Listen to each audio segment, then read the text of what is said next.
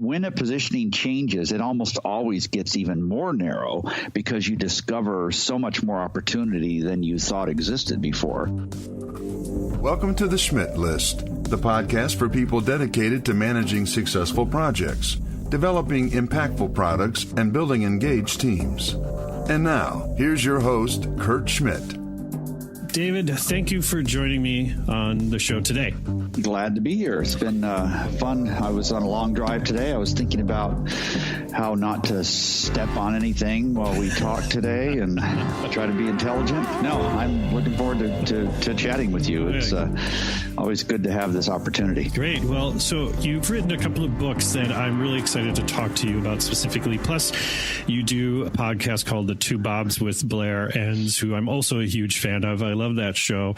I wanted to dive into the book that you wrote, The Business of Expertise. I listened to one of the shows where you talked about how you kind of started this book and it was supposed to be a different book, and that kind of shifted because you got really passionate about parts of it.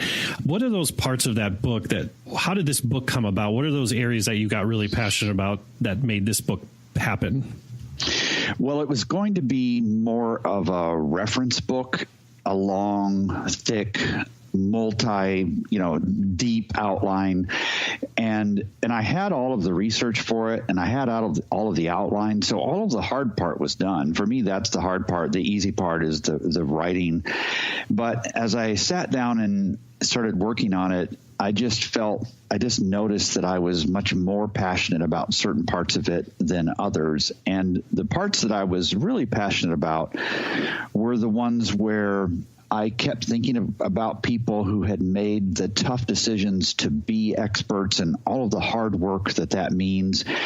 And then they hadn't really, so that was one great step they'd taken, but then they hadn't turned that into a powerful positioning. And because they hadn't done that, they didn't really know what to do from a marketing or lead generation standpoint. And then they didn't charge much money, and then they didn't deal with their clients very well. And I just felt like, goodness gracious, our world is so different than what it used to be because there are so many different avenues we can take.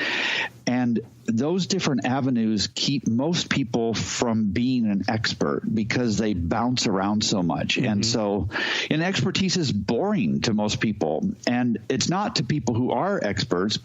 So I just wanted a passionate defense of expertise and what it means and how you develop it and what you can do with it. That was the heart of it. Well, that's great. That's fantastic. I really enjoyed the book. And some of the pieces in here that I really wanted to call out, one of the lines you wrote was, how many times each week do you flat out know that you are impersonating the advisor they think they hired?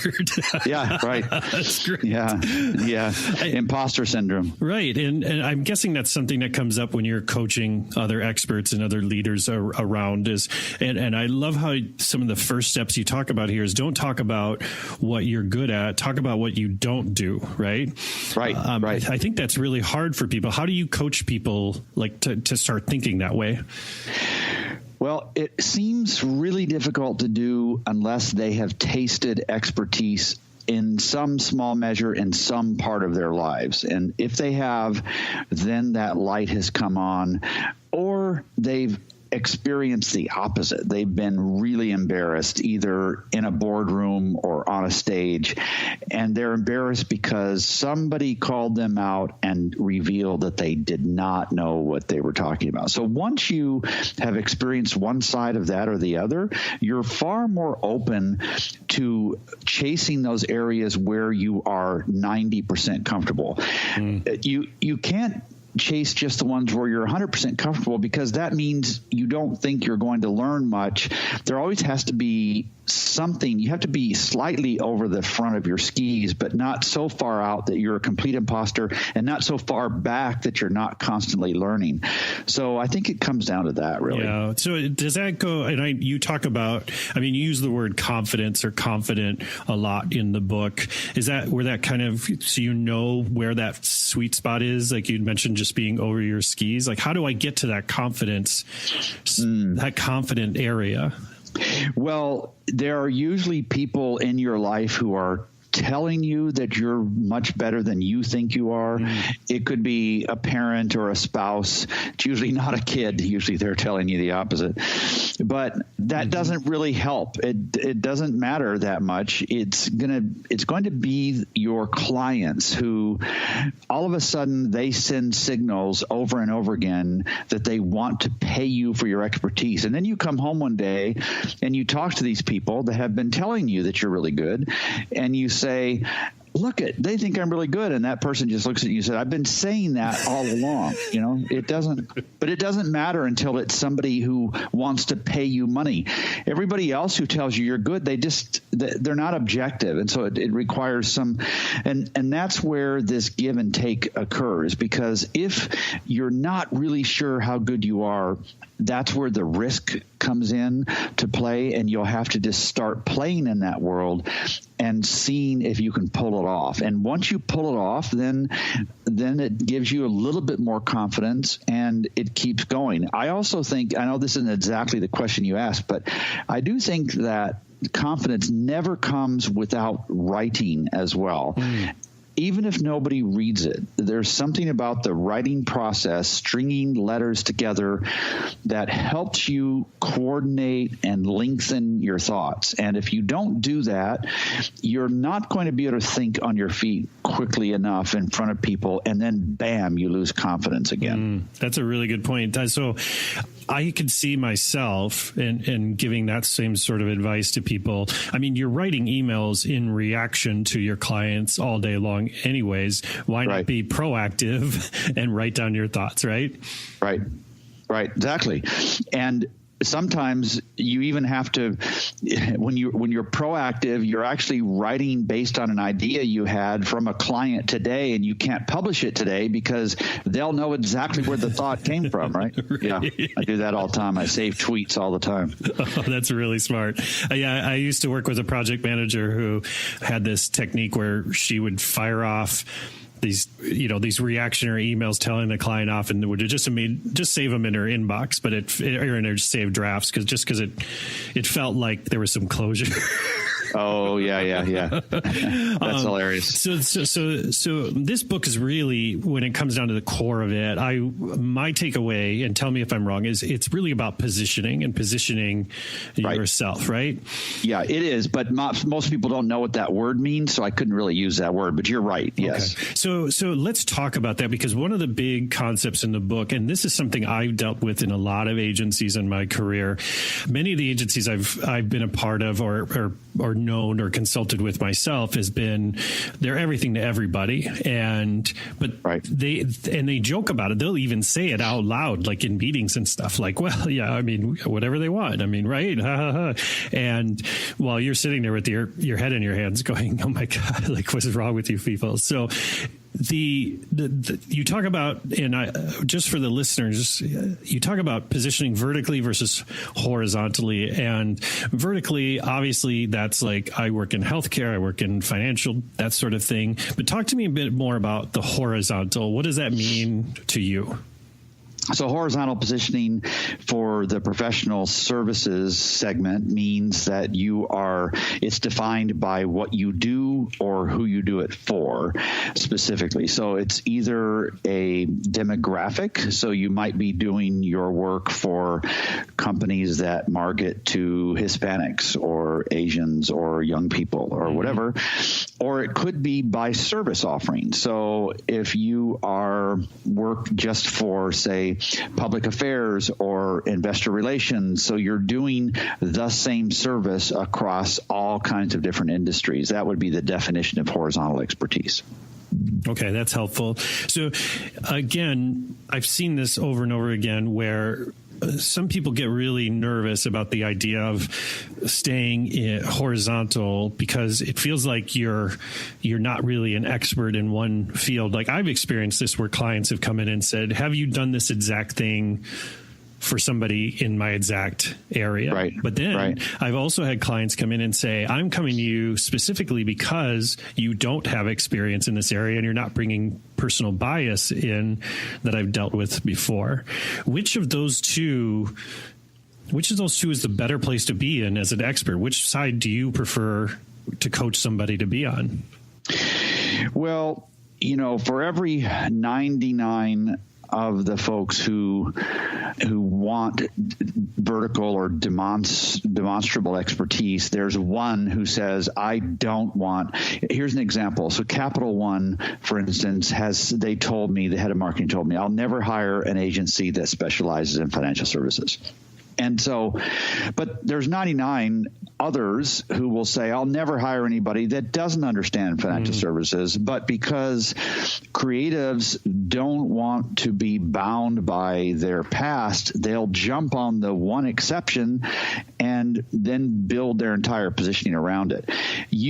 There's also another issue that usually comes up in this discussion, and that's having a conflict strategy, it's called. So a conflict strategy says, all right, I focus in this vertical and I'm going to work with this bank. That means that no other bank is going to work with me because they don't want that conflict of interest.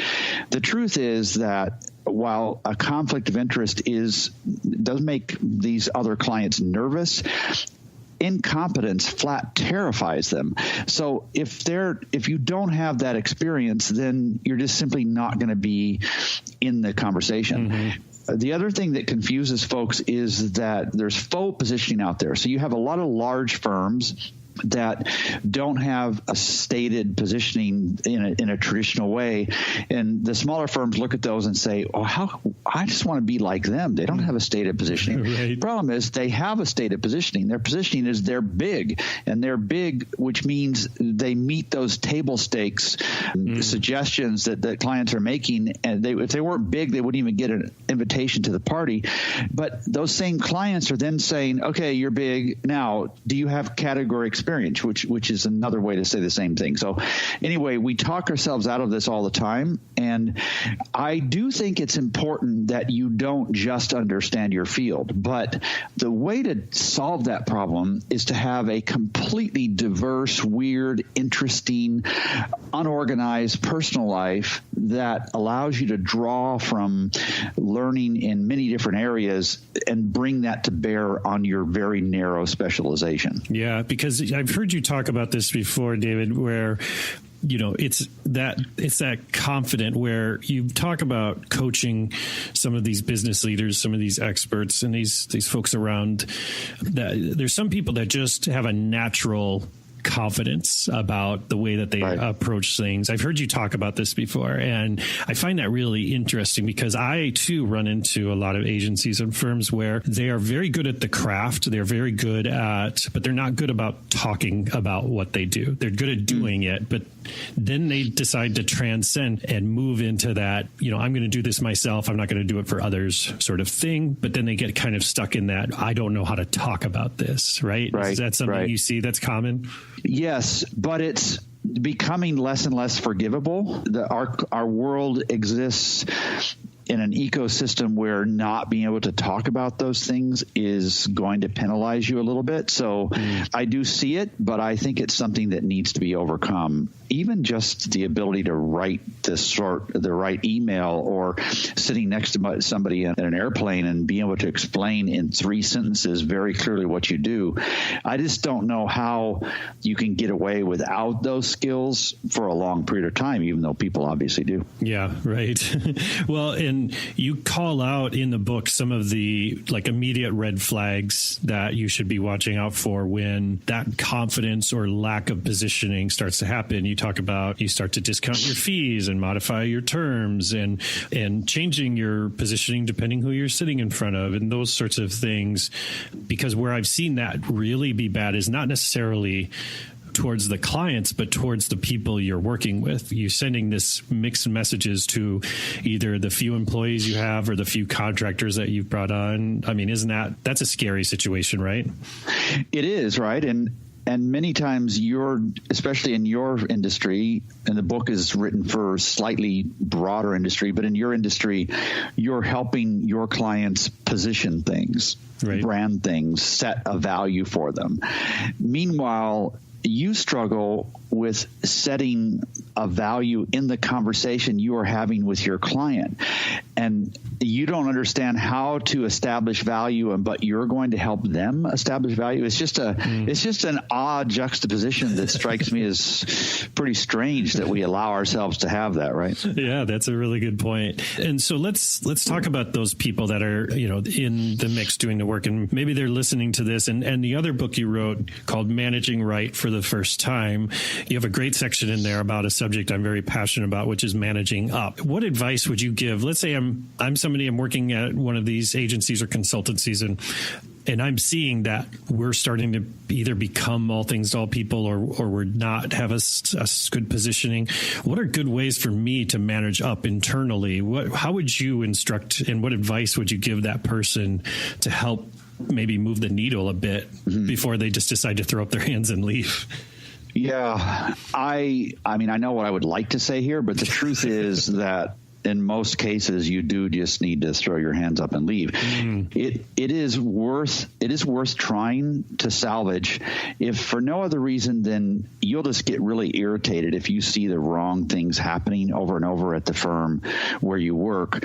But if these folks are not very intelligent that you're working for, then that's one problem. Maybe they're very intelligent and they've just simply chosen to go in a different direction. Well, that's another problem too.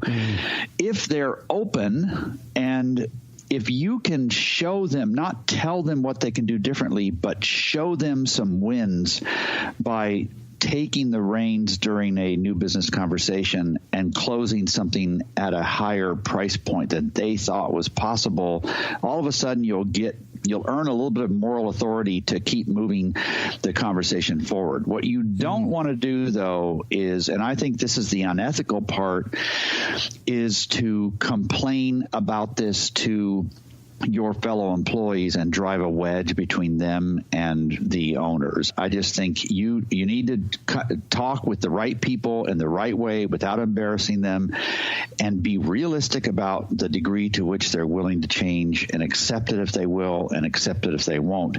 We are not, as humans, change comes it's very difficult for us. And I don't think you want to fall on that sword. It's just not typically worth it. It's worth having a conversation, because that's just what good people do. They look around them and they're not afraid to impact their world. It's worth having that conversation, but it's not worth falling on that sword, because I see that happen all the time. And if it's not the owner who's contacting me and asking for help, then I just simply immediately don't pursue it, because it's not going to go anywhere. Yeah, you don't have the buy-in, right? Yeah, right. Yeah. So let's talk about specifically that owner. I'm sure you've run into this. I know I have. But in terms of managing folks, when you have that sort of shiny object leader, that person that's running a place that's very shiny object, maybe they tell you, over a cocktail, like, yeah, I don't really want to be working with half of the clients I'm working with, and I really want to focus on this area that's good, but they're very shiny object people. Like, how have you found success in managing shiny object people? Like, I know what you just said there, where you're like, show them a better way, right? Is that would be your advice for that? Well, I've never been able to solve that very well, but I have found that the traction system, it's a book that Gino Wickman wrote called EOS, Entrepreneurial Operating System. I have found that implementing a system like that will help tame that shiny object chaser. I forget what those two, there's two people. There's basically the person that dreams up future directions, and then there's a more realistic person. I forget what those two are called in that system, and I don't believe in the whole system, but I found that does help. So it's a way to park the nonstop crazy ideas that somebody has, and then concentrate on one or two of them to see if they're worth it, rather than spreading out your focus across all of them so that none of them can succeed. That's one area that I found that works. The other thing too is just to be aware that people adapt differently as they age. So younger folks are far more likely to be pursuing all of those things, and older folks are more likely to settle in. The other thing that's true is that employees, the average age delta between the principal and the employees remains about the same. And so those employees are less resistant to change as well. So just kind of pick your battles and be realistic about what's possible. I know I'm jumping around a little bit here, but there's so much good stuff in both of these books. I can't help it. But one of the things I like about where you talk about demonstrating expertise, it's definitely the same sort of advice I've gotten in the past, which is, sure, you do good work, you deliver good work. That's great. But in order to stand out, you need to demonstrate the expertise. And that doesn't mean necessarily doing the work. One of the things you call out in here is doing research on behalf of the client. Like, don't wait for them necessarily to come to you with a specific billable task, but go out and try to get ahead of things, right? Be that person that's delivering value, not just an invoice, right? Mm-hmm. Right. Yep. And which also means viewing every opportunity you have to work with a client as an opportunity to solve a problem that a lot of clients have. So rather than just earning whatever your hourly rate is for 60 minutes, think about it as, oh, wow, I'm going to solve this problem. This is my first opportunity to look at this holistically. And if I do this right, I'm going to come across a lot of other clients because of my positioning who suffer from the same struggle. And I will be able to reapply with a little bit of modification this insight that I'm getting. So in that way, your insight just builds layer after layer, and it's a lot more efficient way to solve folks' problems. Mm-hmm. Yeah, I love that idea about being proactive, not sitting around and waiting for the client, but just like you said, being able to look at that problem that they have holistically, maybe put it in the lens of their industry or their company size or the type of widgets they make or whatever the case may be, and looking for other people that might have that problem and saying, hey, I solved that problem for people. I'm sure maybe you have that problem. And I think that's where I've found some people get tripped up a bit because they assume that, oh, well, this seems like a very unique problem for this organization. And, right. And I'm sure that, that this is for a credit union. That big bank doesn't have this problem. I'm sure they're big bank, right? Yeah, well, and in many cases, it is a unique problem because the firm's positioning has been sloppy enough that they haven't put themselves in similar enough situations. So, yeah, it's really useful to do. And then, of course, all these things can turn into so many other opportunity-making events as well. So you can start writing about these things that you see and applying your expertise just generally, broadly, without knowing specifics, letting people see themselves in those mirrors. And then when they really feel like they need to reach out and hire somebody, they're going to be more willing to reach out to you, not just because they know about you at this point, but because you've demonstrated so clearly how you get it. That's what thought leadership does, especially in an inbound versus an outbound world. So if that's the case, let's say I'm listening to this show right now and I'm one of these people that's working in one of these organizations, and I'm an expert and I feel like I've gotten a lot of value. Lots of people have told me I've added lots of value to the work we do here. And this is the golden age of the gig economy. And so maybe I'm thinking about stepping out on my own and starting my own practice of some kind, or I'm going to be a consultant. Like, when you hear that, like, what's some of the first advice that you might give that person? Yeah, well, obviously positioning, which we've talked a lot about, I think that's really important. And it sounds like in your example, that person would know what their positioning is and embrace it. So that's good. Mm-hmm. The other has to do with money more than anything, because I find that most people have the innate skills to be good at selling advice. What they lack is the ability to make strong or sound business decisions around that. So they either borrow money or they misunderstand how much cushion they need. Oh, that's a big one. So that's a really big one right there. So what's the primary driver of compromising decisions that you make? It's always financial pressure. That's the major one. There are other ones, but it's always financial pressure at the top of the list.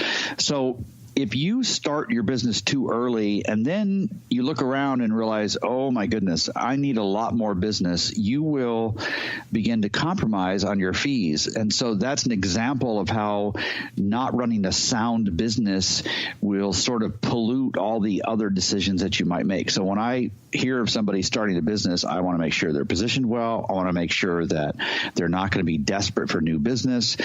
And, there are lots of other follow-on decisions. A big one is always, how big do you want to grow? Because growing means one thing primarily. It's about the only thing it means for sure, and that's that your role is going to change. Do you want to do less and manage people more, or do you struggle with those difficult conversations with people? If you do, then don't hire them. Right. It's just, so those are the things I would think about. Yeah. One of the things you call it in the book, and it's kind of what you just said kind of inspired me back. I know this isn't directly meant for that, but I think it's also really taking stock about who you surround yourself with too, as maybe you're going in that venture. One of the things you say in the book is gravitate towards world citizens. Those are people you want in your life. And that struck to me as, if I am out there and I'm that consultant, what do they say? You're like the sum of the 5 closest people to you or something, right? I think that's very applicable in the expertise department, right? I mean, you surround yourself with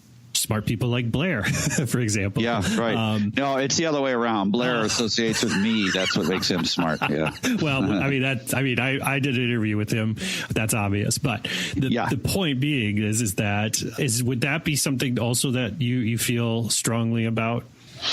Yes. And it really should be people, if at all possible. I mean, if you're on an island, then you can't do that, and you could associate yourself with really, I don't know that it has to be people. I think it should be, because these people will be able to observe and speak to you. But there are so many brilliant people from the past that are dead that we don't have the option of being with. And I want to learn from those people too. But yeah, I do think that's really important. And having this overarching sense of history and how we are not the center of the world, and how the social media driven world around us is so prone to overreaction.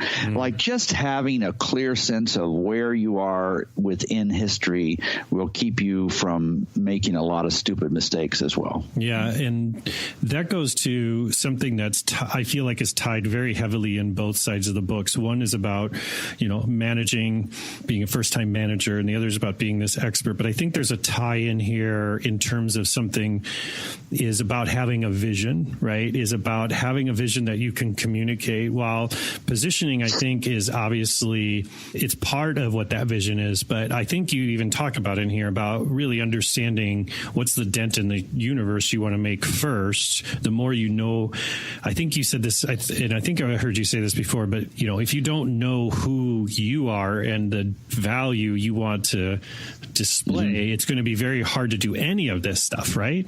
Right. Yeah. And like, where does all that stuff start?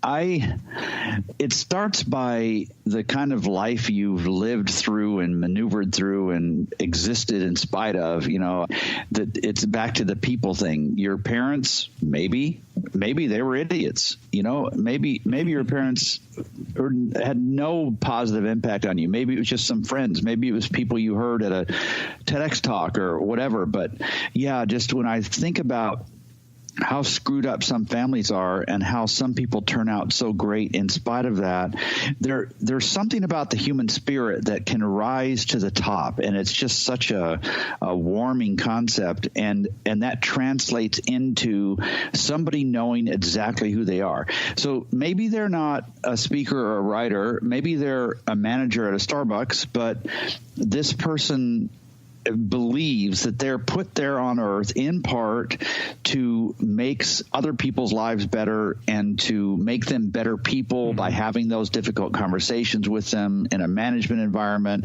It's just that stuff, we don't see it happening all the time, and we read and listen to the wrong things, but people are changing the world around them all the time. And so if you think that you don't have the opportunity to change the world, then you'd probably need a slightly different perspective, because it just doesn't. Everybody has a platform. It might not be a huge one, but it's a fantastic opportunity to do this stuff. And even though marketing and creativity is a very strange world, it gathers some really fascinating people that have made a lot of really good decisions. So if I do have a good positioning, right? Like, and I think I've heard you talk about this before, where, you know, the world changed, and you said this too, is the world's changing so fast, is that I think sometimes people get scared about doubling down on a position because they're like, well, I don't know what the future holds, right? Mm-hmm. But I think I've heard you even talk about this, like the whole world changes like upside down in like every 5 years anyway. So,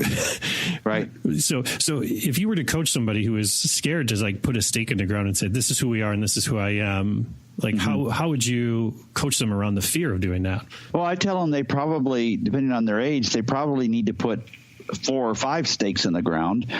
And in each case, there's going to be one clear stake they need to put in the ground, and then they're going to yank it up and put another one in the ground. But if they're fearful of putting stakes in the ground, they're going to get through their whole life and never put a stake in the ground, you know? So put 4 or 5 stakes in the ground, but not at the same time. Just, you know, put one down and then see where life leads you. Steve Jobs, I don't remember the exact quote, but he said something about you can never connect the dots looking forward. You can only connect them looking back. And so you can't predict where your life is going to move. All you can do is see an opportunity cross your path based on some decisions that you made in the past, jump on that, recognize that it's not a life sentence, it's 3 or 5 years, and you do that, and then you may want to do something else, or you may want to double down even more. What really changes, very seldom will a positioning move completely in another direction. When a positioning changes, it almost always gets even more narrow because you discover so much more opportunity than you thought existed before. So, but that doesn't happen without putting a stake in the ground and exploring that room and not keep walking through doors looking for other places, just really looking carefully about what's there. It's almost, I guess, people that are I've never been in a prison cell as a prisoner, but I can imagine that it must feel so incredibly confining. But I'll bet over time that person discovers every single element of that room and can repeat that to you. And that it becomes their world. Their world becomes much bigger because they explore every little part of it. That's partly what happens with positioning as well. You enter this room and it doesn't seem all that interesting. And the more you study it, the more you realize, oh my goodness, there's so much here to explore. Yeah, I like that idea. I think I see that in a number of people that are maybe more of a niche sort of approach, and they're like, oh, maybe this is too niche. Maybe I need to be more broad, right? I mean, is your advice to niche down? I mean, that's what I hear a lot of folks saying is like, you're not an expert in financial tech. You're an expert for barbers who need financial tech on the West Coast or something. Right. Well, you do need to niche down. You want to stop when you begin running out of opportunity, but that's the only really good reason to stop narrowing things down. Our world is demanding very, very particular expertise. And I mean, you can go to Google and you can find almost anything. Although the first time I've ever stumped Google was this last week. But in my whole life, Google has always delivered exactly what I'm looking for. And so as humans, we've come to expect that in our experts as well. And we don't look for we don't want to overpay any general expert. We want very specific experts, and that it excites us when we find them. And that's why in the world wouldn't that be true for our field as well? Right. And so with that, so if I am, niching down more and more, one of the other things you say in the book, though, is about where you're located, like in the world. And that also has an impact on your opportunities, right? Obviously, I mean, I think it's pretty obvious. I mean, if you're a firm in Hawaii, your options are limited. But how do you balance if I am in, Helena, Montana, in a 5-person creative firm, and I want to niche down? there's probably only so far I can niche that, right? Well, it just means that you need to have what we would call, in the podcast we just released this week, called It's a Small World. You'd have to have a very large trading area. So you're not going to have, first of all, you're not going to choose something that makes no sense to an outsider. So you're not going to be a packaging firm in Montana. That nobody wants to buy packaging out of Montana. Mm-hmm. They probably want to buy adventure travel, or maybe log cabins, or shooting sports, or whatever it is that just makes sense right on the surface. And then you're going to spread as far and wide as you need to geographically to find enough of those clients. And experts facilitate travel. They either travel themselves, or their clients value the expertise sufficiently that they're willing to bridge that geographic divide. And so there is a greater need to specialize in a market with less opportunity. That seems backwards, but it isn't. So you could get away with less focus in New York City because you have so many clients who are right there. And it's the smaller your market, or the more remote your market, the more important very tight positioning is. But that's not the way people think about it. They say, oh my God, I've got to cast the net really wide because there are so few clients here. I can't afford to say no to any of them, which is really the opposite of the way you'd think. Yeah, that's good advice. So if I'm that expert, and again, I feel like, and you can tell me if I'm wrong, David, but I feel like there's some points in the book, even though it's aimed at more of that small creative firm, I feel like there's some real just career lessons in this book that I really find fascinating. And they're very similar to the sort of advice and coaching I try to give folks, which is whether you're this doer or this mid-manager type person in a company, or you're this crazy entrepreneur that's just started this creative firm or this digital firm that's going to, make apps or make ads or whatever the case may be.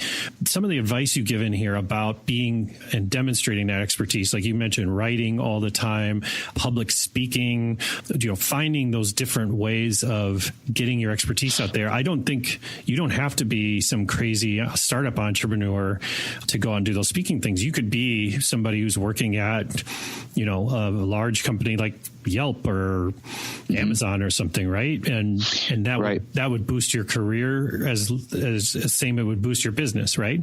Absolutely. Yeah. I wish more of that happened. And I do see some really good examples of that, and people make a name for themselves. And sometimes it leads to really, really big things, and sometimes it doesn't. I know several creative directors, for instance, who have podcasts, they do webinars, and it has nothing to do with the work they do for clients. They just want to give back to the industry and the community. It certainly helps, though, in terms of recruiting for themselves. It helps them find other opportunities. It's something that the firm ends up talking about. You walk through the place, they introduce you to Jane, the creative director, and they say, yep, Jane has a podcast. It frames things well. So I wish, and this is back to writing, I do think one of the most important things you can do with your kids is to teach them to write so that they can begin to develop points of view. And that stuff should be public. It should really be public. That's really good advice. I love that. So we're getting close to time here, but I want to circle all the way back to something we talked about at the beginning, which was that idea of imposter syndrome, because some of the people that I coach around this, they're like, well, who wants to hear from me? Like, why, they literally say, why is my voice so important? What would be your advice to somebody who said that to you, David? Well, I'm not much of a motivational speaker because in some cases, I'd say, well, then, maybe you're right. If it is quite possible. I mean, most of the people I run into, I don't want to hear what they have to say. I'm just not that interested. Sure. And then there are other people who talk all the time, and I'm not interested in them at all either. I'm typically more interested in somebody who has something to say, but it's reluctant. They don't want.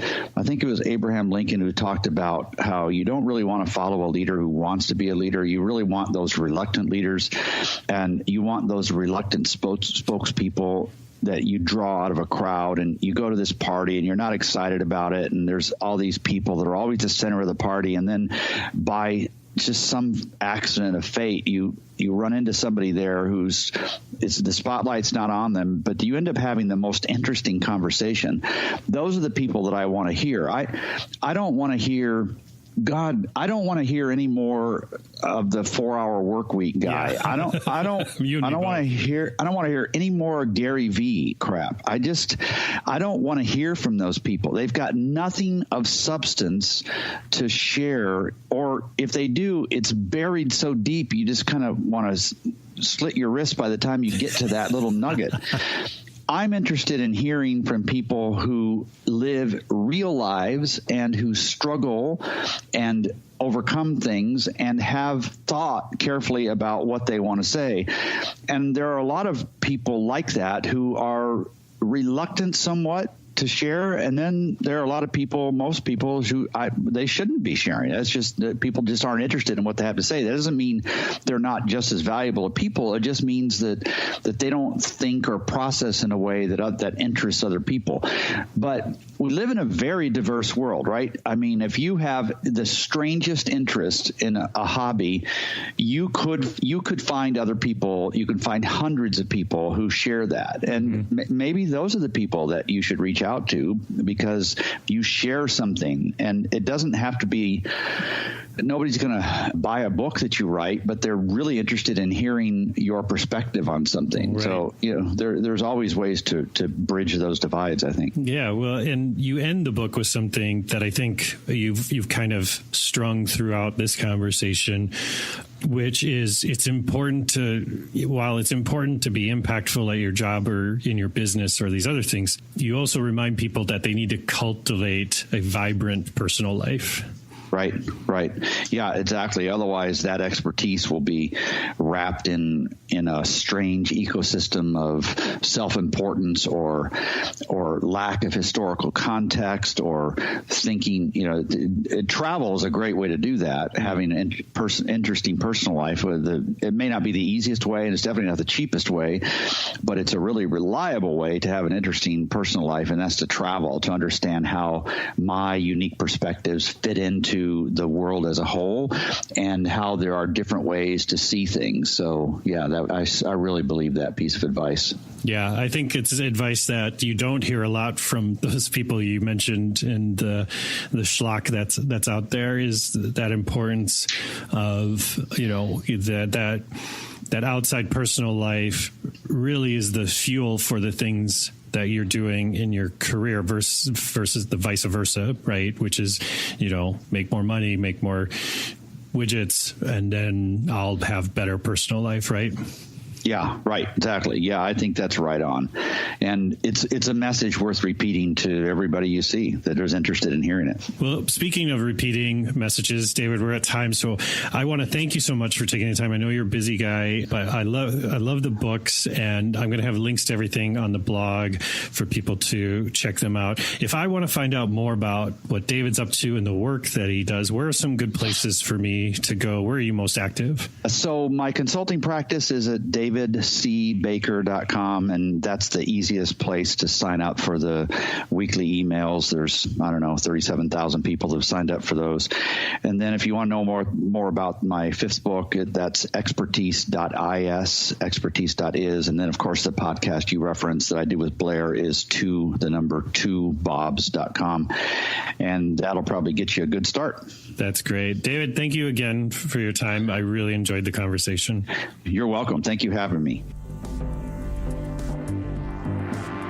Thank you for listening to The Schmidt List. If you want to learn more about how Foundry accelerates innovation, check out foundrymakes.com. And if you'd like me to speak about establishing a growth mindset at your conference or with your team, drop me a note at kurt@foundrymakes.com. Oh, and the next time you're on the internet, head to iTunes and leave the show a review. If you enjoyed this episode, please share it with a friend, because sharing is caring.